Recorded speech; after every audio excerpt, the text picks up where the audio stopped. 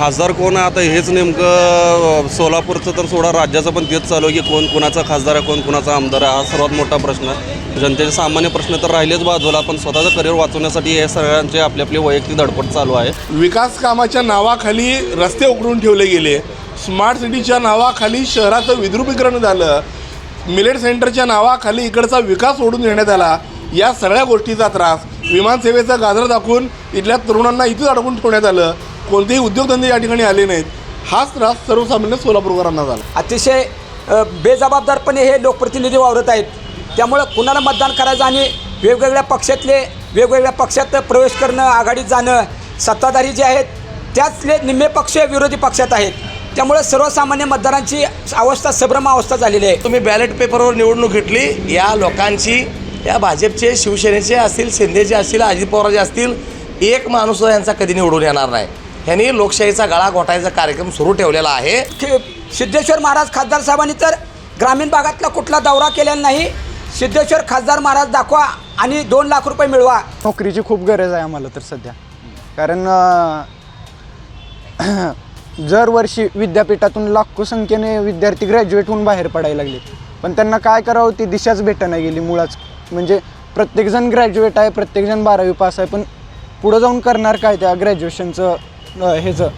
सोलापूर लोकसभेची निवडणूक काही महिन्यांवर, काही दिवसांवर येऊन ठेपलेले आहे. त्या अनुषंगाने आपण जाणून घेऊयात सोलापूरकरांच्या मनामध्ये चाललंय तरी काय. आपण या ठिकाणी काही सोलापूरकर आहेत त्यांच्याकडून जाणून घेऊयात एकंदरीत येती निवडणूक कोणत्या मुद्द्यावर व्हायला असं आपल्याला वाटतं. कुठल्या मुद्दा प्रामुख्याने यामध्ये घ्यायला पाहिजे. सोलापूरची विकास, विमानसेवा, दुहेरी जलवाहिनी, इथली परिवहन, शहरातली परिवहनची वाहतूक व्यवस्था, सोलापूरचं एस.टी. स्टँड, सोलापूरचा IT उद्योग, सोलापूरचं त्यानंतर मिलेट सेंटर, या ज्या आश्वासन मागच्या मोदी सरकारने दिली, स्वतः नरेंद्र मोदी साहेबांनी दिली, शहराला रिंग रोड असेल, शहरातले 2 ब्रिज असतील, ही सगळी या ठिकाणी झाली पाहिजे.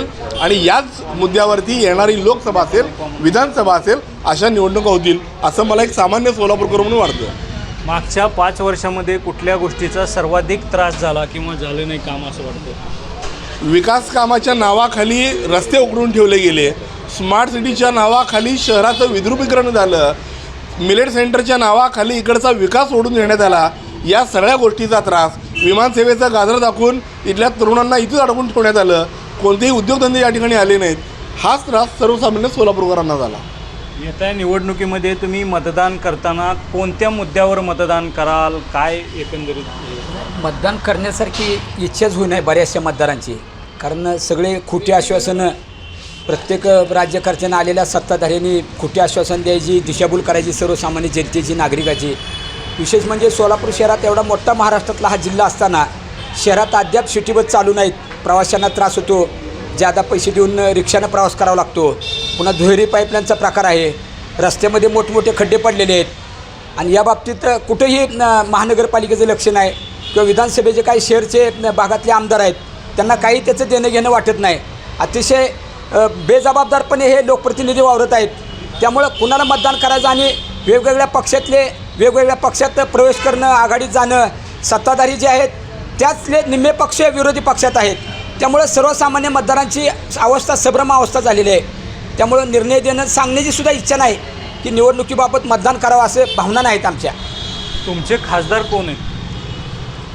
खासदार आमचे आहेत जय सिद्धेश्वर महास्वामीजी. त्यांनी केलेल्या कामावर तुम्ही समाधानी आहात का. एकही काम त्यांनी शहरामध्ये केलेलं नाही. तुम्ही शहरात जरी फिरलं, एकही बोर्ड त्यांच्या विकास कामाचा लागलेला तुम्हाला दिसणार नाही. खासदार जय सिद्धेश्वर महास्वामी सांगत फिरत असतात की मी सोलापूरला वंदे भारत आणली. सर्वसामान्य माणूस ह्या वंदे भारतमध्ये जाणार आहे का. 1700 ते 1800 रुपये तिकीट या वंदे भारतला आहे. मग सर्वसामान्य माणसाला ज्या गरजा आहेत त्या खासदारांनी पूर्ण केल्या आहेत का. एकही तुम्ही शहरात फिरून बघा. कुठलं काम व्हायला पाहिजे खासदारांकडून राहिले असं वाटतं तुम्हाला. विमानसेवा आहे, IT उद्योग यायला पाहिजे. सोलापुरातील युवक सोलापूर सोडून पुण्यात जात आहेत. मुख्यतः स्थलांतर थांबलं पाहिजे जेणेकरून शहराचा विकास होईल. इथे स्पोर्ट्ससाठी खेळाडू चांगले आहेत, नॅशनल आंतरराष्ट्रीय ठिकाणी गेलेले आहेत, पण त्या दर्जाचं स्टेडियम नाही आहे. एक आहे ते इंदिरा गांधी स्टेडियम, त्याला खूप भाडं आहे. त्यामुळे खेळाडूंना कुठं खेळायचं तो प्रश्न पडलेला आहे. त्यातल्या त्यात 2 स्विमिंग टँक आहेत तिथे, जलतरण तलाव आहेत, तेही बंद स्थितीत आहे. एकाही लोकप्रतिनिधीला याचं देणं घेणं नाही. या सर्वसामान्यांनी कुठं पोहायला जायचं किंवा कुठं खेळाडूंनी सराव करायचा असा प्रश्न येथे अधोरेखित आहे. सध्या सोलापूर जिल्हावासियांना किंवा शहरवासियांना कशाची गरज आहे, काय व्हायला पाहिजे वाटतं? आता जिल्हावासियांचा ग्रामीण भागाचा जर विचार केला तर अक्षरशः शेतकरी उद्ध्वस्त झालेला आहे. दुधाला भाव नाही.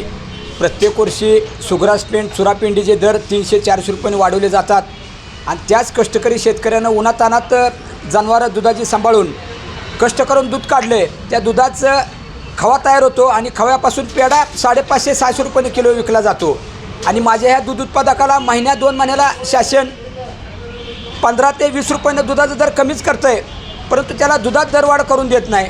एकीकडे 5 रुपयाच्या अनुदानासाठी जनहित शेतकरी संघटनेनं आंदोलनाचा लढा उभा केल्यानंतर शासनाने सहकारी दूध डेअऱ्यांना 5 रुपये अनुदान दिलं होतं, पण खाजगी दूध डेअऱ्यात खाजगी शेतकऱ्याला देणार नाही म्हणले. ते आपल्या जनहित शेतकरी संघटनेच्या मागणीची दखल घेऊन त्या शेतकऱ्यांना खाजगी अनुदान 5 रुपये जाहीर केलेलं आहे. का हो, त्या खाजगी दूध डेअरीतल्या शेतकऱ्याची मतं चालत नाहीत का तुम्हाला? तो तुम्हाला मतदान करून खासदार आमदार करत नाही का? आणि या बाबतीत सिद्धेश्वर महाराज खासदार साहेबांनी तर ग्रामीण भागातला कुठला दौरा केलेला नाही.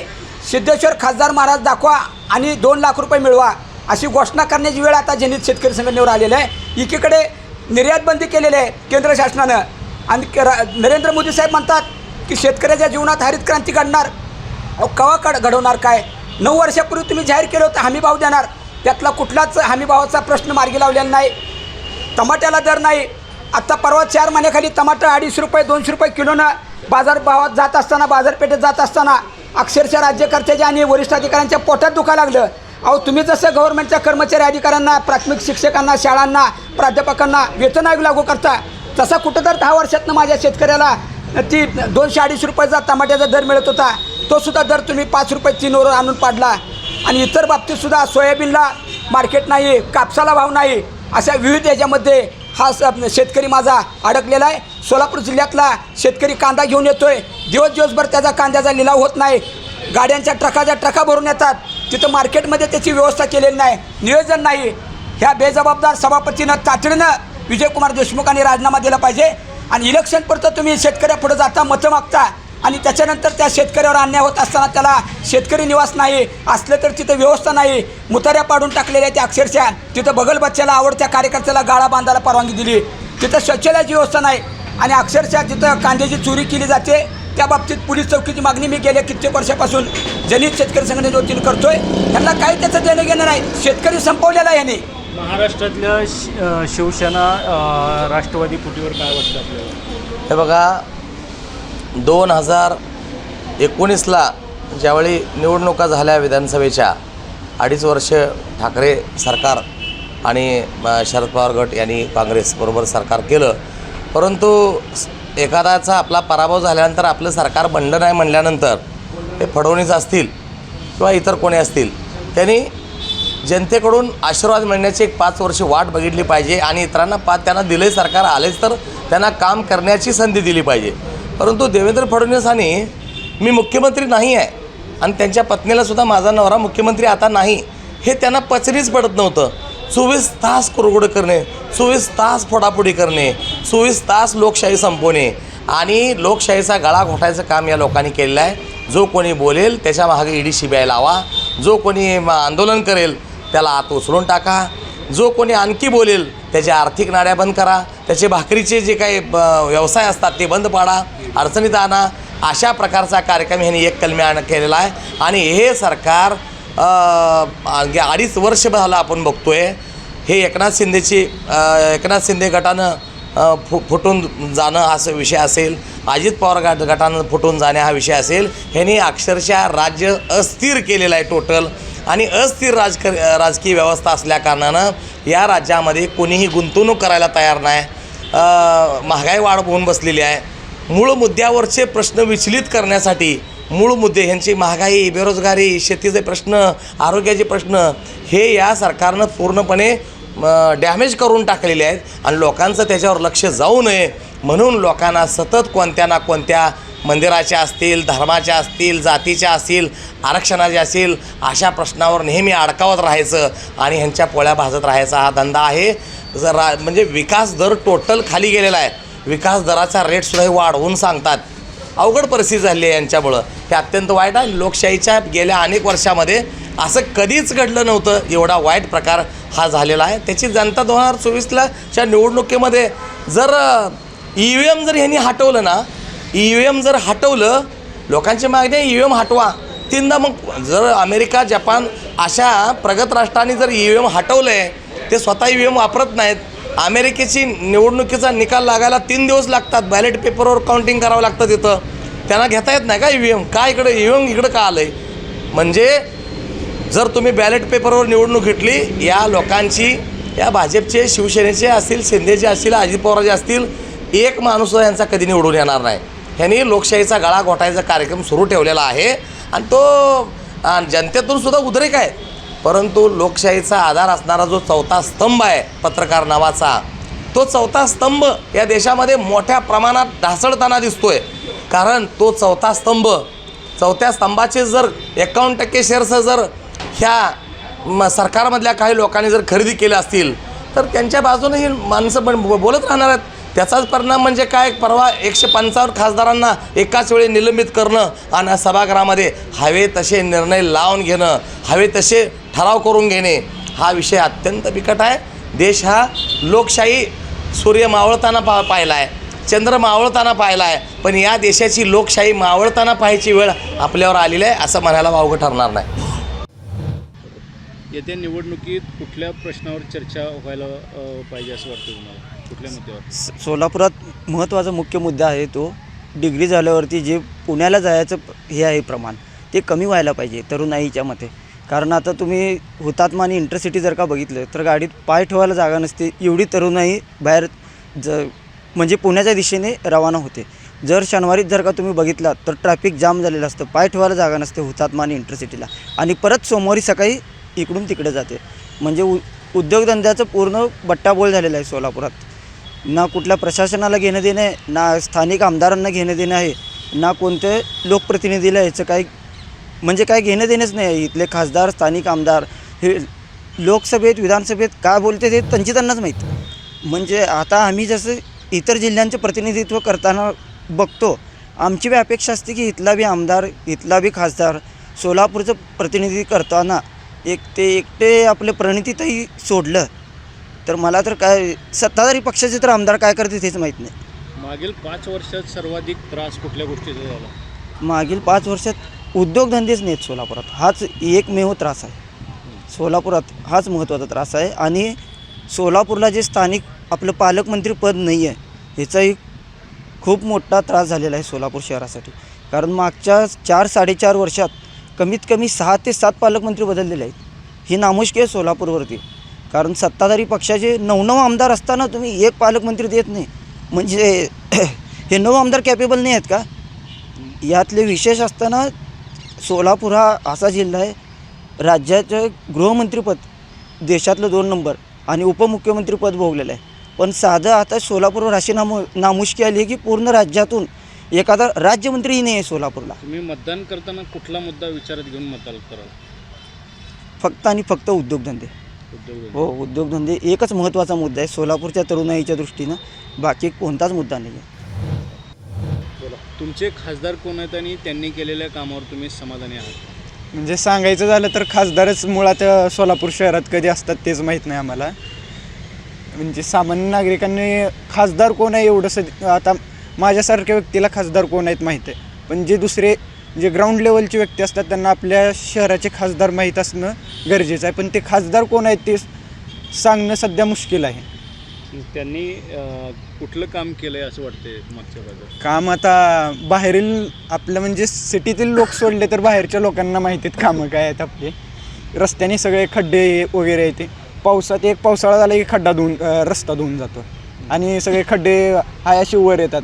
तुम्ही बघितलं तर भैया चौकाचा रस्ता बघितला तर इतका हे आहे, म्हणजे जड वाहतूकसाठी रस्ता आता 5-6 महिने झालं बंद आहे, त्यामुळे जरा खड्डे कमी येते. अगोदर इतके खड्डे होते ना, जर पावसाळ्यात वाहतूक कोंडी होत होती. सगळ्यात जास्त सध्या कुठल्या कामाची गरज आहे आणि कुठला प्रश्न प्रायोरिटीने सोडावा असं तुम्हाला वाटतं? नोकरी. नोकरीची खूप गरज आहे आम्हाला तर सध्या. कारण दरवर्षी विद्यापीठातून लाखो संख्येने विद्यार्थी ग्रॅज्युएट होऊन बाहेर पडायला लागले, पण त्यांना काय करावं ती दिशाच भेटना गेली मुळाच. म्हणजे प्रत्येकजण ग्रॅज्युएट आहे, प्रत्येकजण 12वी पास आहे, पण पुढं जाऊन करणार काय त्या ग्रॅज्युएशनचं ह्याचं. म्हणून आम्ही काय करतो, पहिलं बाहेरच्या जिल्ह्याकडे पळायला बघतो. महाराष्ट्र राष्ट्रवादी फाटाफुटीवर काय वाटतं तुम्हाला, कसं बघता येईल? आता ते तर काय ते हेच झालेलं आहे, इकडून कुठला आमदार कुठल्या पक्षात आहे तेच पण अभ्यास करणं अवघड झालेलं आहे. कारण सर्व का म्हणतात की आता म्हणजे एकमेकात मिसळवणी झालं आहे. आज तू बसा उद्या मी बसतो म्हणल्यासारखं झालेलं आहे. मुख्यमंत्रीपदाचं उपमुख्यमंत्रीपदाचं काय सांगता येणं गेलं कोण काय आहे म्हणून. आता मतदान करताना विचार करणं अवघड आहे, कुठल्या पक्षाला मतदान करून काय करू. शिंदे, फडणवीस आणि अजितदादा सरकारबद्दल कसं काय वाटतं तुम्हाला एकंदरीत? आता म्हणजे मुळात म्हणजे सरकारच कुठलं आहे ते लक्षात येणं अवघड झालेलं आहे. कारण मधल्या काळात ठाकरे गट होता, तर आता शिंदे गट सत्तेवर आलेला आहे. लोकसभेला हे तिन्ही लोक म्हणजे ठाकरे गट, शिंदे गट आणि फडणवीस सरकार एकत्रित निवडणूक लढवणार आहेत. कसं बघता या मुद्द्याकडे? काय लढवलं तर चांगलंच आहे, पण त्याच्यासाठी हे पण निघालं पाहिजे, आपलं रोजगार पण पाहिजे युवकांना. त्या दृष्टीनं आम्ही तर मतदान करणार आहे, कुठला रोजगार जास्त उपलब्ध होईल त्या गटाला. लोकसभेला हे तिन्ही लोक ज्या पद्धतीने एकत्रित येऊन निवडणूक लढवणार आहेत, त्या पद्धतीनं शरद पवार असतील किंवा उद्धव ठाकरे असतील किंवा काँग्रेस हे देखील एकत्रित येऊन निवडणूक लढवणार आहेत. कोण भारी पडेल असं वाटतं तुम्हाला? महायुती भारी पडेल वाटतं. हां, काय कशामुळे काय कारण? कारण मधल्या पिरियडमध्ये थोडीफार भरती निघाली आहे, आपलं हे जे म्हणजे सगळ्या नोकरी निघालेले आहेत, त्या दृष्टीनं थोडंफार मतदान होईल त्यांना जास्त आमच्या. आणि मूळ मुद्दा म्हणजे राम मंदिर काढलेलं आपलं प्रभू श्रीरामाचं, त्यामुळं आम्ही मतदानासाठी थोडंफार इच्छुक आहे. राम मंदिराच्या मुद्द्यावर तुम्ही हां राम मंदिराच्या मुद्द्यावर मतदान करणार? हां. कुठल्या मुद्द्यावर तुम्ही मतदान कराल? काय मुद्दा म्हणजे पोलीस भरती, जो पक्ष पोलीस भरती काढेल त्यांनाच आपण मतदान करणार. कारण पोलीस भरती 2 वर्षातनं 3 वर्षातनं असे निघते आणि सध्या बी चालू आहे. इलेक्शनच्या अगोदर निघाय पाहिजे. इलेक्शनच्या अगोदर जर निघली तर मतदान आम्ही करणार, नाही तर मतदानावर आम्ही बहिष्कार टाकणार. हां, सध्या राज्यात फडणवीस, शिंदे आणि अजितदादांचं सरकार आहे, कसं बघता सरकारकडे जर भरती काढलं तर आम्ही मग विचार करू मतदानाचा, नाहीतर आम्ही मतदान करणार. हां, समजा युवांचा हा प्रश्न आहे. मागच्या 5 वर्षात सर्वाधिक त्रास कुठल्या गोष्टीचा झाला तुम्हाला? सर्वाधिक त्रास राजकारण जरा जास्त फिरतंय. हां, हे तुम्हाला वैयक्तिक कुठला प्रश्न प्रायोरिटीनं सोडवावा असं वाटतं? हा, पोलीस भरतीचा प्रश्न तर सोडवायला पाहिजे त्यांनी. हां, त्याच्या व्यतिरिक्त दुसरा बी काय येत्या निवडणुकीमध्ये कुठल्या मुद्द्यावर चर्चा व्हायला पाहिजे असं तुम्हाला वाटतं? बेरोजगारी, वाढती महागाई आणि राज्य शासन असो व केंद्र शासन असो होणारे खाजगीकरण, प्रत्येक सरकारी संस्थाचे जो खाजगीकरण चालू ते थांबलं गेलं पाहिजे. मागील 5 वर्षामध्ये सर्वाधिक त्रास कोणत्या गोष्टीचा झाला? ते आता बघताय तुम्ही, पेट्रोलचे भाववाढ किती झालेले आहेत, त्याच्यावरती काय कोणते मुद्दे घेतले जात नाहीत. गॅस टाकी जी 350-400ची मिळायची ती आता 1000-1200ला मिळते. याचा डायरेक्ट इफेक्ट हा सामान्य नागरिकावरती पडतो आहे. येत्या निवडणुकीमध्ये मतदान करताना कुठल्या मुद्द्यावर तुम्ही मतदान कराल? हे जे की आत्ता मी जे सांगितलं की बाबा खाजगीकरण थांबलं पाहिजे. आजचा आपला जो भारत देश आहे तो तरुणाचा देश म्हटला जातो आणि सर्वात मोठी संधी पण आहे आणि अडचण पण तीच आहे की त्या प्रत्येकाला रोजगार कसं प्रस्तुत करता येईल शासनाकडनं, त्याची योग्य ती खबरदारी घेतली गेली पाहिजे. तुमचे खासदार कोण आहेत आणि त्यांनी केलेल्या कामावर तुम्ही समाधानी आहात का? नसाल तर कुठली कामं करायची राहिली त्यांच्यावर? खासदार कोण आहे आता हेच नेमकं सोलापूरचं तर सोडा, राज्याचं पण तेच चालू आहे की कोण कुणाचा खासदार आहे, कोण कुणाचा आमदार आहे. हा सर्वात मोठा प्रश्न आहे. जनतेचे सामान्य प्रश्न तर राहिलेच बाजूला, पण स्वतःचं करिअर वाचवण्यासाठी हे सगळ्यांचे आपली आपली वैयक्तिक धडपड चालू आहे. आणि सोलापूरचं झालं तर जे उजनीच्या दुहेरी पाईपलाईनचं काम ते सुद्धा आणखीन प्रलंबित आहे. असे बरेचसे लोकल मुद्दे आहेत की सोलापूरला कारखाने नाहीत, त्यामुळं रोजगार युवकांना मिळत नाही. ते असे आणखीन बरेचसे मुद्दे सांगता येतील. शिवसेना राष्ट्रवादी पोटीवर काय वाटतं तुम्हाला? राजकारण हे आता वेगळ्याच स्तराला जाऊन बसलं आहे. आता त्याच्या अनुषंगाने काय बोलायचं म्हटलं तर नैतिकता ही राजकारणातली संपलेली आहे, एवढं एकच वाक्य बोलू शकतो. सोलापूर शहराची ओळख असलेली ही आहे नवी पेठ, व्यापारपेठ. या ठिकाणी आपण नागरिकांकडून जाणून घेऊयात काही मुद्दे येत्या निवडणुकीच्या अनुषंगाने. काय वाटतं काका, येणारी निवडणूक कुठल्या मुद्द्यावर व्हायला पाहिजे? म्हणजे उद्योगधंदे काय, अजून व्यवहार क्लीन, अजून लोकांचं हे वाढलं पाहिजे, काय म्हणतात त्याला, दूरदृष्टी वाढली पाहिजे, अजून क्लीन, अजून अडचणी येऊ नये कुणाच्या. म्हणजे धार्मिक अधिष्ठान असो काही असो, देश असं चालायला पाहिजे. दुसरं म्हणजे आता हे जे व्यवहार आमच्या व्यापाऱ्याच्या दृष्टिकोन असं झालं आहे, सर्व व्यवहार इतके क्लीन झालेत म्हणजे आम्हाला बँकेत फक्त महिन्यातून एकदा जावं लागतं. फक्त सर्व ज्या गोष्टी वागल्या आहेत म्हणजे सुधारणा वगैरे, रस्ते म्हणजे काय म्हणजे इन्फ्रास्ट्रक्चर वगैरे, त्यामुळे व्यवहार वाढलेत, लोकाला शांती शेतकरीसुद्धा म्हणतात आम्हाला आमच्या पैसे. स्थानिक मागच्या 5 वर्षामध्ये सर्वाधिक त्रास कुठल्या गोष्टीचा झाला? कोणताही नाही. ज्या पक्षाकडनं जे वचन दिलेलं असतं किंवा महागाई कमी करू, बेकारी कमी करू, रोजगार करू, त्या शहरामध्ये जिल्ह्यामध्ये आम्ही उद्योग व्यवसाय उभा करू. परंतु गेल्या 10 वर्षामध्ये सोलापूर जिल्ह्याला जे लोकसभेचे सदस्य म्हणून आम्ही ज्यांना निवडून दिलो ते अतिशय निष्क्रिय ठरलेलं हे वास्तव आहे. आज सोलापूर शहर जिल्हा गेल्या अनेक वर्षापूर्वी महाराष्ट्रामध्ये देशामध्ये 10व्या क्रमांकाच्या आत होता, परंतु 40व्याच्या पुढे गेलं आहे. म्हणजे इतकं अधोगती ह्या लोकसभेच्या सदस्याच्या दुर्लक्षितेमुळे झालेलं आहे. आहेत त्या गिरण्या, आहेत त्या उद्योगधंदे हे सोलापूर शहराच्या परत बाहेर चालेत. म्हणजे नागरिकांच्या हिताच्या दृष्टिकोनातून ह्या सदस्याचं कुठलंच काम झालं नाही. आज लोक मतदान करताना कुठल्या मुद्द्याचा विचार नाही, त्यावेळेस त्याने जे आवाहन केले त्याला विश्वास ठेवून आम्ही मतदान करतो. परंतु नंतर पाहता विश्वासघात होऊ लागलेलं आहे हे आज दिसून आलेलं आहे. आता पुढील येणारी निवडणूकसुद्धा आता आम्ही त्याच भावनेनं आता विचार करून योग्य ते पद्धतीनं आम्ही त्या उमेदवाराला निवडून देऊ की जेणेकरून या सोलापूर जिल्ह्याचा, महाराष्ट्राचा विकास करणारा जो सदस्य असेल की खरोखर त्याच्या मनामध्ये भावना असेल आणि वास्तविकता जी महागाईची झळ आहे ते जे शासन येणारं कमी करेल. गेल्या युतीच्या काळामध्ये जसं 5 वर्ष स्थिर भाव होते त्याच धोरणं अवलंबन करेल, त्याच पार्टीला, त्याच व्यक्तींना आम्ही मतदान आमचं करेल असा आमचा निश्चय आहे. तुमचे खासदार कोण आहेत आणि त्यांनी केलेल्या कामावर तुम्ही समाधानी आहात का? कामं झाली नसतील तर कुठले व्हायचे राहिले असं वाटतं? सोलापूरचे खासदार जयसिद्धेश्वर महाराज आहेत हे आम्हाला माहीत आहे, परंतु ते दुर्दैवानं बेपत्ता आहेत. ते कधीतरी मठात असतात असं सांगितलं जातं, भेटायला जायचं तर त्यांनी मौन धारण केलेलं असतं. संसदेत सोलापूरचे प्रश्न मांडले गेलेले नाहीत. सोलापूर एकेकाळी गिरणगाव म्हणून ओळखलं जात होतं, परंतु आज बघितलं तर सोलापुरात एकही गिरणी शिल्लक राहिलेली नाही. मोदी जेव्हा प्रचाराला तेव्हा सांगितलं होतं की इथल्या वस्त्रोद्योगाला आम्ही बळकटी देऊ, सैन्याला, BSFसाठी इथले गणवेश घेऊ, परंतु एकाही गणवेशची ऑर्डर सोलापूरला मिळालेली नाही. आणि सोलापुरात गारमेंटचा प्रचंड मोठा व्यवसाय असताना सोलापूरचं गारमेंट पार्क होणं गरजेचं होतं, परंतु ते अमरावतीला नेलं. अशा पद्धतीने सोलापूरचं सगळं ब्रेनडेन होत आहे. सोलापुरातले जवळजवळ 60 ते 70% मुलं शिकल्यानंतर पुणे, मुंबई, बेंगलोर, हैदराबाद या ठिकाणी नोकरीला जातात. सोलापुरात एकही IT कंपनी नाही. ज्या महागाईवर मोदीजी निवडून आले ते म्हणत होते की महागाईचा, परंतु महागाईने जनतेची कंबर मोडलेली आहे. त्याबरोबरच त्यांनी अजून एक सांगितलं होतं की जेव्हा तुम्ही मतदानाला जाल तेव्हा सिलेंडरला नमस्कार करून जा. आता असं झालं की लोकांनी खरोखर सिलेंडरला नमस्कार केला आणि लाकडं आणून चुली पेटून गोरगरीब महिला स्वयंपाक करत आहेत. उज्ज्वला योजनेचा बोजवारा उडालेला आहे, परंतु बोर्ड लावण्यात मोदी सरकार माहीर आहे आणि सोलापूरच्या जनतेला मूर्खात काढलेलं आहे. यावेळेला पण मूर्खात काढायची तयारी होती. संक्रांतीला येऊन 2 शब्द मराठीत बोलून वेड्यात काढायचं त्यांनी ठरवलं होतं, परंतु तो घाट सिद्धेश्वर महाराजांनी उधळलेला आहे.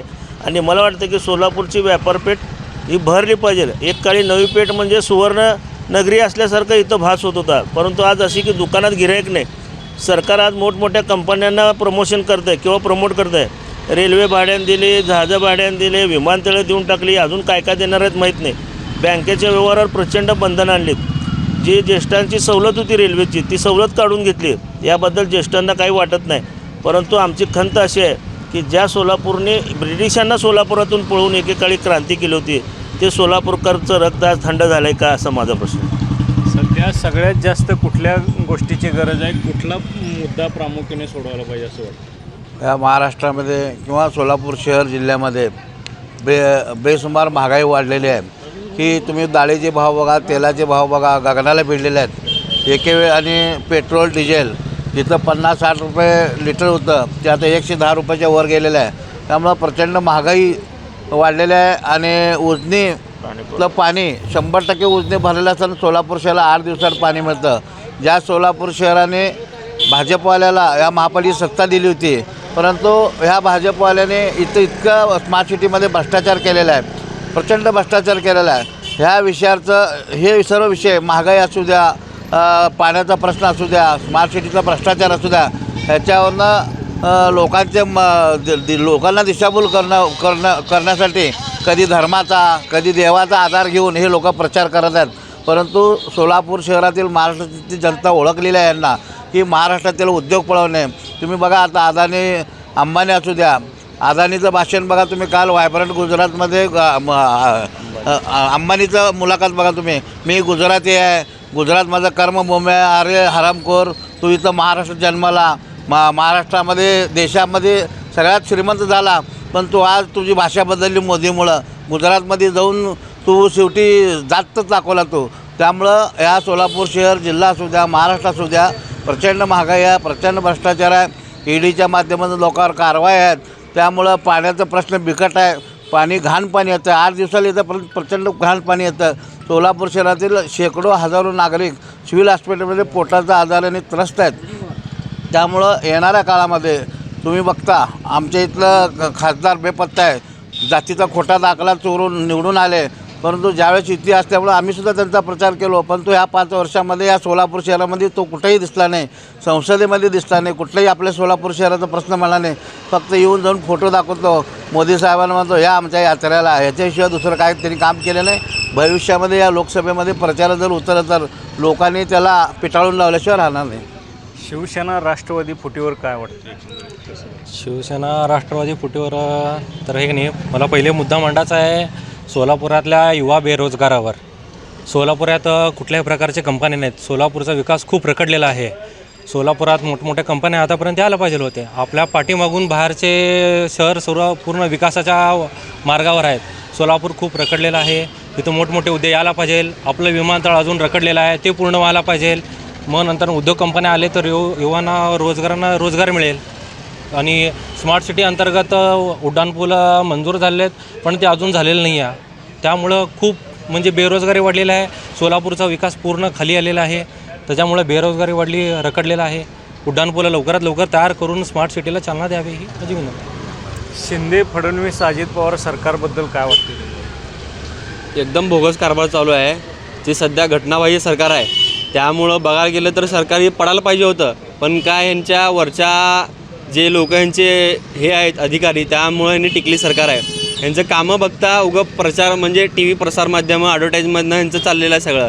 तसं बघायला गेलं तर आमच्या सोलापुरात अन्न संशोधन केंद्र मंजूर झालं होतं, ते पळून लावले. स्थानिक BJPवाले त्याला काही विरोध केले नाही. उड्डाणपूल मंजूर झाला आहे, उड्डाणपूलला अजून पेंडिंग पडलेत कामं. विमानतळ मंजूर म्हणून ते सिद्धेश्वरचं कारखाना पडायला लावले, पण ते काय ते अजून विमानतळ चालू झालं नाही, काय नाही. आणि IT पार्क उभारतो म्हणून ह्यांच्या महाकडनं महेश कोटे चालू करायला केले, पण हे चालू आमदार असून सुद्धा ह्यांनी साधा एक IT पार्क उभा केलं नाही. आम्हाला एवढं 15 वर्षात BJPने सध्या ह्यांचं आमदार असून सुद्धा, खासदार असून सुद्धा, महापालिका सत्ता असून सुद्धा उजनीवरनं 2 पाईपलाईन मंजूर करतो म्हणलं, अजून चालू झालं यांचं काम पूर्णपणे. म्हणजे यांचं पूर्ण भ्रष्टाचार चालू आहे सोलापूरमध्ये. शिंदे फडणवीस अजित पवार हे लोकसभेला एकत्रित निवडणूक लढवत आहेत. त्यांच्या विरोधात शरद पवार आहेत राष्ट्रवादीचे, आणि उद्धव ठाकरे आहेत, आणि काँग्रेस आहे. कोण भारी पडू शकतं असं वाटतं? परवाच ABP माझाचा सर्वे निघाला आहे, त्यामध्ये 52% महाविकास आघाडी लीड दाखवलेलं आहे. त्यामुळे यांचा सुपडा साप यावेळेस होणार, कारण की यांना सत्तेचा माज आलेला आहे. जनतेचा विकास नाही, महागाईवर फुल महागाई चालला आहे. व्यापारपेठामध्ये नाराजी आहे, शेतकऱ्यांमध्ये कर्ज वाढत चाललं आहे. शेतकऱ्यामध्ये कांदा भाव थोडा जरी वाढलं तर त्याला हे करून निर्यातवर बंदी आणायचं, आणि त्यामुळं ऑटोमॅटिक कांद्याचा भाव कमी होणार. त्यामुळे शेतकरीसुद्धा नाराज आहे, व्यापारीसुद्धा नाराज आहे. त्यावर यावेळेस त्यांना BJPवाल्यांना 100% घरचा आहेर दाखवणार. राम मंदिराचा मुद्दा घेऊन सरकार पुढे येते, फडणवीस मोदी सरकार पुढे येते. काम 22 तारखेला उद्घाटन होते. कसं बघता या मुद्द्याकडे, राम मंदिर उद्घाटनाचा? राम मंदिर हा मुद्दा बघायला गेला तर हा भावनिक आहे, पण त्याचा उपयोग काही सत्तेसाठी पण होत आहे. सत्तेसाठी पण त्याचा उपयोग होत आहे. पण आम्हाला काय म्हणायचं आहे, हा राम मुद्दा हा सर्वांचा आस्थेचा प्रश्न आहे, सर्वांचा भावनिक प्रश्न आहे. आम्ही हिंदू आहे, आम्हाला अभिमान आहे. पण कुठल्याही सत्ताधारी पक्षाने किंवा कुठल्याही पक्षाने त्याचा स्वतःच्या स्वार्थासाठी उपयोग करून घेऊ नये, ह्याचा आम्हाला म्हणायचं आहे. राहुल गांधींनी परत यात्रा सुरू केलेली आहे, किती फायदा होईल, कितपत येणाऱ्या निवडणुकीत? राहुल गांधीने जे त्यांची यात्रा चालू केली आहे संपूर्ण महाराष्ट्रामध्ये. पूर्वी 4000 किलोमीटरचं त्याने पायी चालत यात्रा केली सगळ्या जिल्ह्यामध्ये. आता मणिपूरपासून त्या यात्रेला सुरुवात करणार आहे. परंतु ह्या यात्रेचा फायदा असा होईल की त्यांनी सगळ्यांची मनं जोडण्यासाठी, देशामधील जातीभेद नष्ट करण्यासाठी त्यांची यात्रा आहे.